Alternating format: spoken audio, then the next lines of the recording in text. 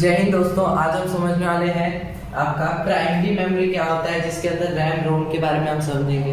दोनों में खाली एक लेटर का फर्क है। देखिए, ये लेटर ए है और ये लेटर ओ है, तो इस बारे में भी समझेंगे कि इन दोनों में क्या बहुत बड़ा डिफरेंस आ जाता है खाली एक लेटर की वजह से।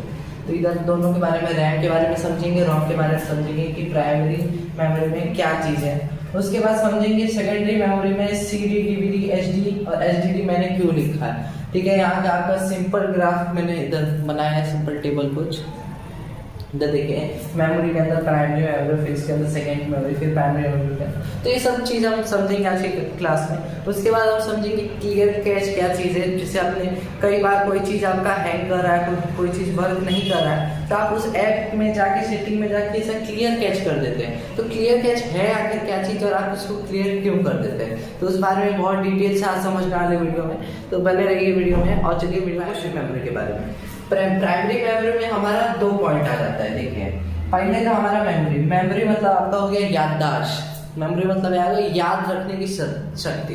तो यहाँ हम यहाँ पे अपने ब्रेन की याद रखने की शक्ति की बात नहीं कर रहे हैं, हम यहाँ पे कंप्यूटर की बात कर रहे हैं। कंप्यूटर हो गया, मोबाइल हो गया, या इलेक्ट्रॉनिक चीज में जो मेमोरी होती है वो कहाँ पे सेव होती है, किस किस टाइप में सेव होती है, उस बारे में भी बात करेंगे।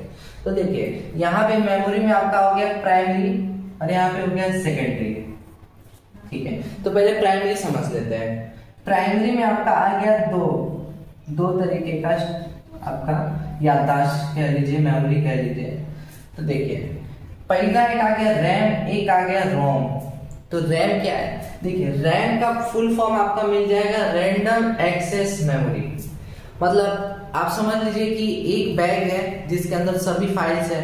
उस फाइल में से आपको जो भी जरूरत है उस बैग में से निकालिए, फिर उसको यूज करके और फिर वापस डाल दीजिए। तो रैम का मतलब ये है, उसमें कोई भी चीज सेफ नहीं होता है। सेव, मैंने सेव बोल दिया, सेव उसमें कोई भी चीज सेव नहीं रहता है, कोई भी चीज सेव नहीं रहता। उसके लिए आपको क्या करना रहता है? देखिए, आप कंप्यूटर चलाए होंगे तो आपको ये चीज पता होगा कि कोई भी चीज अगर आप MS वर्ड चला रहे हैं, MS ऑफिस चला रहे हैं, MS ऑफिस चला रहे हैं, MS एक्सेल चला रहे हैं, पावर पॉइंट चला रहे हैं, तो उसमें आप कोई भी काम करने के बाद तुरंत से आप ऑटो सेव पे उसे डाल देते हैं या फिर उसको सेव करते जाते हैं।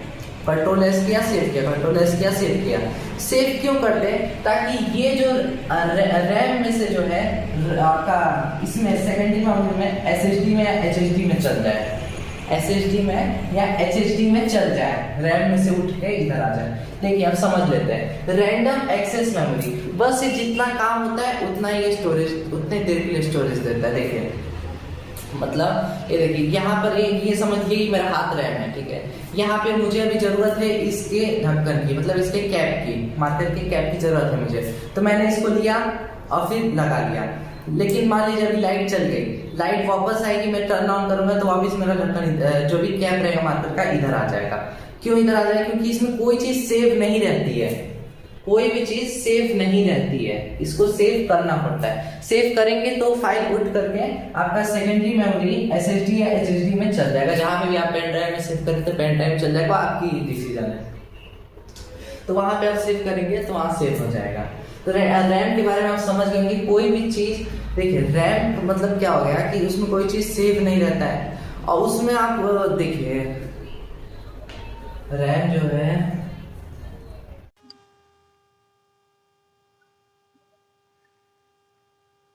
चलिए दोस्तों, अब हम समझ लेते हैं प्राइमरी मेमोरी के बारे में, जिसमें आपका रैम और रोम आ जाता है। तो पहले वहीं से शुरू करते हैं।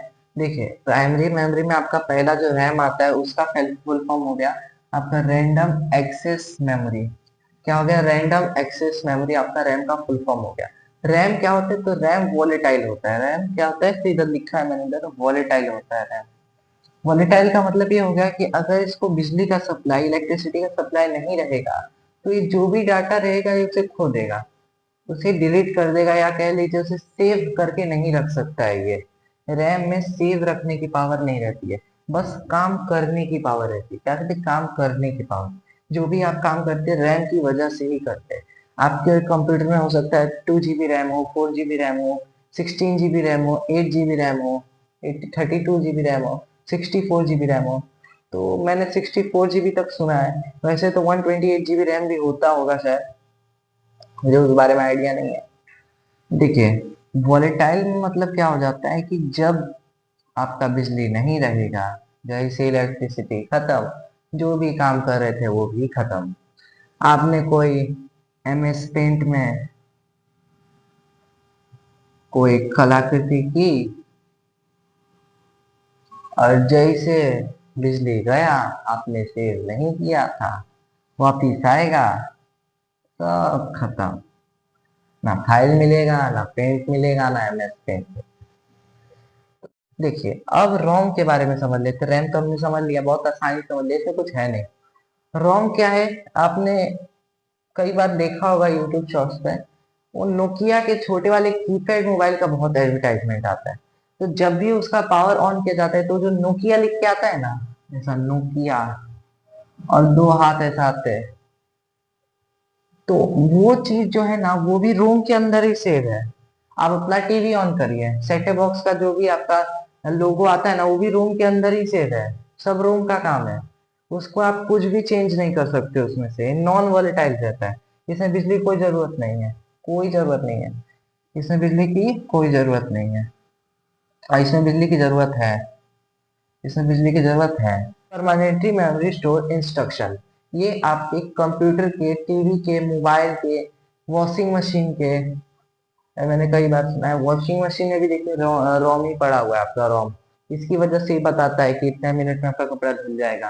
टीवी में आपका यही पड़ा हुआ है, इसके लिए लोगो आता है। मोबाइल टर्न ऑफ करके ऑन करिए, रीस्टार्ट मोबाइल करिए, तो आपका जो लोगो आता है रोम की वजह से आता है। अब इसमें कोई डाउट नहीं रहना चाहिए आपके। देखिए ईट परमानेंट मेमोरी स्टोर इंस्ट्रक्शन, ये आपका जो भी इंस्ट्रक्शन है वो परमानेंटली सेव रहता है, ना उसको डिलीट कर सकते हैं, ना उसमें कुछ चेंज कर सकते हैं। आप समझेंगे कि आपका नोकिया लिख के आ रहा था, आपने कुछ कोडिंग सीख लिया थोड़ा बहुत, अब आप चेंज करना हो ही नहीं सकता है। बहुत मुश्किल है, बहुत क्रिटिकल है, ये चीज बहुत मुश्किल है।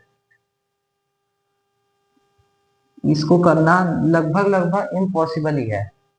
आप समझेंगे नोकिया लिखा था, इधर चेंज करके आप अपना नाम लिख देंगे, मान लिया मैंने राहुल लिख दिया, अब राहुल लिख देंगे। तो ऐसा नहीं होता है कि आपने नोकिया की जगह राहुल लिख दिया तो राहुल आपका आ गया, ऐसा नहीं होता है। ये चीज परमानेंट मेमोरी में सेव रहती है, रोम में आपका सेव रहता है। ये नॉन वॉलेटाइल होता है, ये वॉलेटाइल होता है। बात आपको समझ में आ गई होगी, अब हम आगे बढ़ते हैं। देखिए दूसरा आपका आ जाता है सेकेंडरी मेमोरी। क्या आता है सेकेंडरी मेमोरी?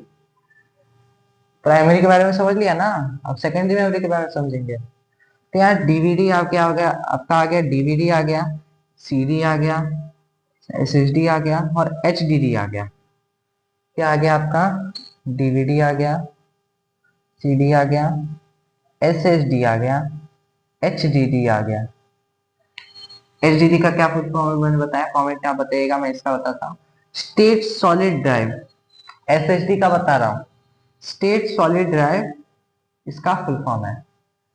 ठीक है, तो देखिए सेकेंडरी मेमोरी कैसा है कि इसमें आपको ऑप्शन मिलता है कुछ। देखिए यहाँ पे अभी देखिए नया में तो SSD आया है, इन दोनों में स्पीड में भी बहुत फर्क है। जो पुराना वाला HDD था, जो पुराना वाला HDD था, उसका स्पीड आप देखेंगे तो यहाँ पे मैं दी लिख देता हूँ 0.1 से 0.7 MB/सेकेंड।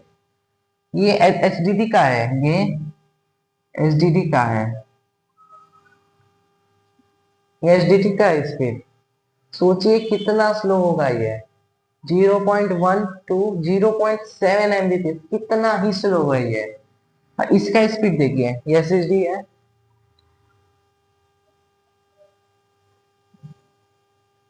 इसका स्पीड था आपका 250, सॉरी सॉरी सॉरी, आपका इसका स्पीड था 250 MB/सेकेंड। यहाँ मैंने स्मॉल बी नहीं लिखा है, कैपिटल बी लिखा है, इस बात का भी ध्यान देना। तो यहाँ पे देखिए 250 MB/सेकेंड, मतलब इसका स्पीड देखिए और उसका कितना 1000 गुना का फर्क लग रहा है आपको। अब फर्क है तभी लग रहा है। तो इसमें बहुत ही, अब लोग नया में SSD में ही लगा रहे, क्योंकि इसमें बहुत फास्ट वर्किंग रहता है, इसमें स्लो वर्किंग नहीं प्रोसेस रहता है।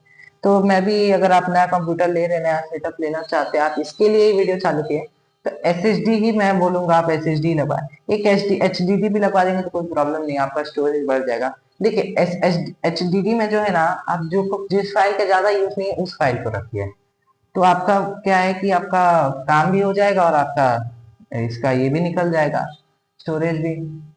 और HSSD जो हो गया आपका मेन मेन फाइल रखे, एक्सेल उसमें डाल दीजिए, मस्त अपना आपका फटाफट एक्सेल फाइल चलेगा। तो ये सब चीज आपको ध्यान देना चाहिए। और CD और DVD का तो बात ही कुछ और है, तो इस बारे में मैं क्या ही बोलूं। अब समझ लेते हैं क्लियर कैच के बारे में। क्लियर कैच क्या चीज होता है? कई बार आपने यूट्यूब पे, आपका मोबाइल नहीं चल रहा है, कई बार आपके मोबाइल में आपने देखा होगा आपका मोबाइल नहीं चल रहा है, तो आपने क्लियर कैच किया और चलने लगा। कोई ऐप नहीं चल रहा है, सॉरी कोई ऐप नहीं चल रहा है, तो आपने क्लियर कैच किया चलने लगा, तो उसमें क्या पीछे रीजन रह रहा है क्लियर कैच का, उस बारे में समझ लेते हैं। क्लियर कैच आखिर होता क्या है? देखिए, जैसे हमने समझा ना रैम के बारे में कि ये थोड़े देर के लिए कुछ डेटा सेव करके रखता है जिस चीज पर हम काम कर रहे हैं, वैसे ही क्लियर कैच क्या करता है। मैं नोकिया को मिटा देता हूँ, यहाँ लिख देता हूँ क्लियर कैच।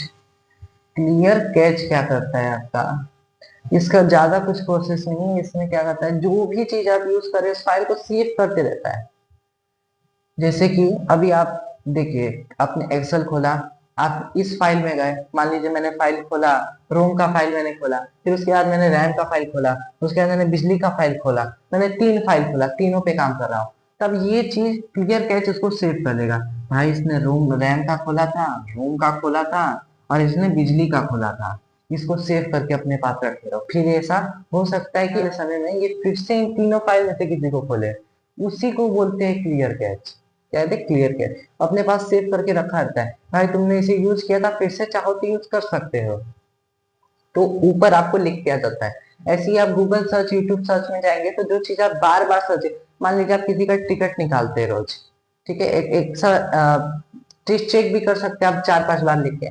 तब जैसे टिकट ऐसा टी लिखेंगे ना, TI, तुरंत टिकट लिख के आ जाएगा आपके आगे। क्यों लिख के आ जाएगा? देखिए ना, TI क्यों लिख के आ जाएगा, क्योंकि आपने बहुत बार उस चीज को गूगल पे, यूट्यूब पर बहुत बार सर्च किया है, इस वजह से आपका टिकट लिखकर आ जाएगा। मैं आशा करता हूँ आप लोग समझ गए होंगे।